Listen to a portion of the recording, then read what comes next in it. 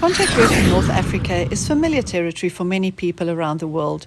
The two largest industries that get serviced by opportunity is oil and gas and aviation. My opportunity to head up one of the largest jet aircraft fleet in Abuja, Nigeria, was a welcoming change from a South African employment market that is dying. Our flight to our new home was via Addis Ababa on Ethiopian Airlines. Little did we know what lies on the other side of that runway in the capital of Nigeria, Abuja. My employment as General Manager Aviation Services came with great benefits: a furnished home in a compound, a car, a personal driver, and enough comfort for my kids to enjoy their new adventure. The cultural diversity in Nigeria is vast. From me working for a Muslim-owned business as a Christian in a country that is taunted by daily corruption and cruelty was the beginning of our experience. Bonding with the local people was very easy and in many ways an inclusive social opportunity to discover the people and their ways made it a true cultural experience. From the great goat meat dishes to the very spicy jollof rice served in a true colonial hospitality style, and to listen to the locals' heartwarming stories made our hearts warm, and we grew to love the people of Nigeria.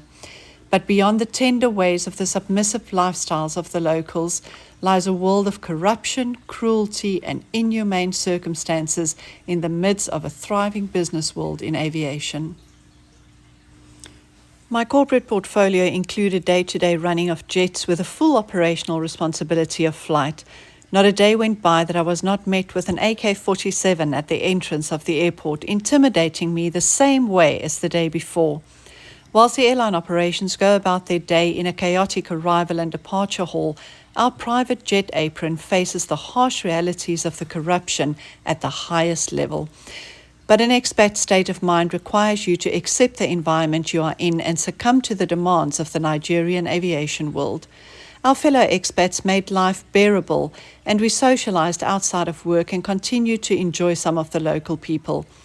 I became resistant to the unfair labor practices that is prevalent in Nigeria. I became emotionally attached and empathetic to the hardships of the people that had to endure the government officials and the rich oil sheiks who bring their aircraft to be fueled, cleaned, and freshly supplied, and are serviced at any given time with no pay, no food, and no human dignity. High-ranking international people socialized with us, and the topic of hardship is not a welcoming point of discussion. The vicious circle of demand and supply is how Nigeria operates. Crew and engineers from countries like South Africa, America, and Europe come for work for thousands of dollars a month. Nigerians see to the licensing and airworthy processes by paying bribes to most authorities. It is a world I did not approve of.